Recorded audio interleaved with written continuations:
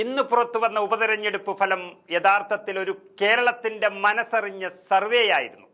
കേരളത്തിന്റെ മനസ്സ് വായിച്ചറിഞ്ഞ ഗ്രാമങ്ങളിലെ പോരാട്ടത്തിൽ UDFന് വൻ മുന്നേറ്റം ലഭിച്ച ഒരു സർവേ. തദ്ദേശ സ്വയംഭരണ സ്ഥാപനങ്ങളിലെ ഉപതെരഞ്ഞെടുപ്പ് ഫലം പുറത്തു വന്നപ്പോൾ വൻ നേട്ടമുണ്ടാക്കിയത് UDF. 3 പഞ്ചായത്തുകളിലാണ് ഇതോടെ UDF LDFിൽ നിന്ന് ഭരണം പിടിച്ചെടുത്തത്. തൃശൂർ ജില്ലയിലെ നാട്ടിക, പാലക്കാട് ജില്ലയിലെ തച്ചമ്പാറ, ഇടുക്കി ജില്ലയിലെ കരിമണ്ണൂർ എന്നീ പഞ്ചായത്തുകളിലാണ് LDF ഭരിച്ചുകൊണ്ടിരുന്നിടത്തുനിന്ന് UDF ആ പഞ്ചായത്തുകൾ പിടിച്ചെടുത്തത്. പാലക്കാട് തച്ചമ്പാറ പഞ്ചായത്തിലെ 4-ാം വാർഡിലേക്ക് നടന്ന ഉപതെരഞ്ഞെടുപ്പിൽ UDF സ്ഥാനാർത്ഥിയായി മത്സരിച്ച അലി തേക്കത്ത് 28 വോട്ടുകൾക്ക് ചാണ്ടി തുണ്ടുമണ്ണിൽ എന്ന LDF സ്ഥാനാർത്ഥിയെ പരാജയപ്പെടുത്തി. UDF 7ഉം LDF 8 എന്നിങ്ങനെയായിരുന്നു നേരത്തെ കക്ഷിനില. ഇപ്പോൾ LDF അംഗമായിരുന്ന ജോർജ് തച്ചമ്പാറ പഞ്ചായത്ത് മെമ്പർ സ്ഥാനം രാജിവെച്ച് BJPയിൽ ചേർന്നതിനെ തുടർന്ന് ഇവിടെ ഉപതെരഞ്ഞെടുപ്പ് നടന്നു. ഇപ്പോൾ UDFന് ആ പഞ്ചായത്ത് സ്വന്തമായി. അതുപോലെ തന്നെയാണ് ഇടുക്കി ജില്ലയിലെ കരിമണ്ണൂർ പഞ്ചായത്ത് ഭരണവും UDF പിടിച്ചെടുത്തു. ഇവിടെ ഉപതെരഞ്ഞെടുപ്പ് നടന്ന പന്നൂർ വാർഡിൽ UDFിലെ N ദിലീപ് കുമാറാണ് വിജയിച്ചത്. 177 വോട്ടുകൾക്കായിരുന്നു അദ്ദേഹത്തിന്റെ വിജയം. ഇതോടെയാണ് ഇവിടെ ഭരണമാറ്റത്തിന് വഴിതെളിഞ്ഞത്.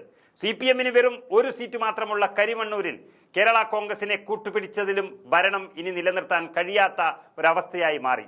അതിലും വാശിയേറിയ പോരാട്ടത്തിലാണ് തൃശൂർ ജില്ലയിലെ നാട്ടിക ഗ്രാമപഞ്ചായത്തിലും ഉപതെരഞ്ഞെടുപ്പ് നടന്നപ്പോൾ UDF അട്ടിമറി വിജയം നേടിയത്. വനിതാ സ്ഥാനാർത്ഥിയായിരുന്ന P വിനുവാണ് നാട്ടിക ഗ്രാമപഞ്ചായത്ത് നാട്ടിക 9-ാം വാർഡ് പിടിച്ചെടുത്തുകൊണ്ട് പഞ്ചായത്ത് ഭരണം തന്നെ UDFനെ ഏൽപ്പിച്ചത്.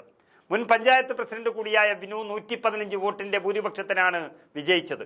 തുടർച്ചയായി LDF വിജയിച്ചു വന്നൊരു വാർഡിൽ ജനറൽ സീറ്റ് ആയിരുന്നിട്ടും ഏറ്റവും നല്ലൊരു സ്ഥാനാർത്ഥിയെ ഇറക്കിയാണ് അട്ടിമറി വിജയം നേടാൻ UDFന് സാധിച്ചത്.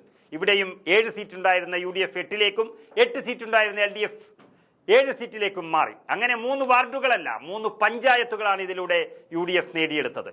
മൊത്തം 31 വാർഡുകളിൽ നടന്ന തെരഞ്ഞെടുപ്പിൽ സംസ്ഥാനത്ത് 17 എണ്ണവും UDF പിടിച്ചെടുത്തു. ഇത് നൽകുന്ന സൂചനയാണ് വളരെ വ്യക്തമാകുന്നത്. മാത്രമല്ല LDF 11 സീറ്റുകളിലും BJP 3 സീറ്റുകളിലും വിജയിച്ചു. LDF 15, UDF 13, BJP 3 എന്നിങ്ങനെയായിരുന്നു തെരഞ്ഞെടുപ്പിന് മുൻപുള്ള സ്ഥിതി. അവിടെ നിന്നാണ് UDF കുതിച്ചു കയറിയത്. അതായത് കേരളത്തിൽ പിണറായി വിജയൻ സർക്കാർ വലിയ രീതിയിൽ ഭരണവിരുദ്ധ വികാരം നേരിടുന്നു എന്നതാണ് ഇതിലൂടെ തെളിഞ്ഞിരിക്കുന്ന സത്യം. അതാണ് ഈ സർവേ കണ്ടെത്തിയത്. ഏറ്റവും താഴെത്തട്ടിൽ ജനങ്ങൾ വലിയ കലിപ്പിലാണ് പിണറായിക്കെതിരെ. സർക്കാരിനോടുള്ള എതിർപ്പ് ശക്തമായി പ്രകടിപ്പിച്ചു തുടങ്ങിയിരിക്കുന്നു. എന്നാൽ UDF മനസ്സിലാക്കേണ്ടത് ഏത് സീറ്റിലേക്കാണോ മത്സരം അഥവാ ഏത് സഭയിലേക്കാണോ മത്സരം അതിനനുയോജ്യമായ സ്ഥാനാർത്ഥിയെ കണ്ടെത്തുക. CPMന്റെയും ഇടതിന്റെയും കോട്ടകൾ തകർക്കാൻ തയ്യാറായി നിൽക്കുകയാണ് ജനങ്ങൾ.